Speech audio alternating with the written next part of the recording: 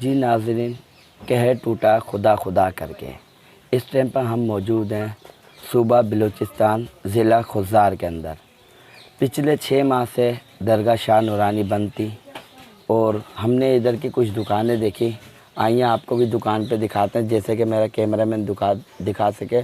جب ہم پچھلی بار ادھر شوٹ کرنا آئے تھے تو یہ دکانیں ماشاءاللہ بھری ہوئی تھی، مگر اس 6 مہینے کے لاک ڈاؤن نے ادھر کی عوام کی کمر توڑ دی ہے۔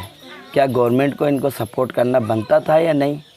اب جو دکانداروں سے ہماری بات ہوئی ناظرین، انہوں نے یہ بتایا کہ پچھلے 6 مہینے کے لاک ڈاؤن کے اندر ہماری جمع کنجی بالکل ختم ہو گئی ہے، یہاں تک کہ ہم نے ادھار لینا شروع کر دیا۔ پھر بھی ہم ادھر کی گورنمنٹ سے اور ان کے شکر گزار ہیں جتنے بھی ادھر کے گورنمنٹ ہیں، مزار کے مجاور ہیں، انہوں نے کوششیں کر کے یہ مزار کھلایا۔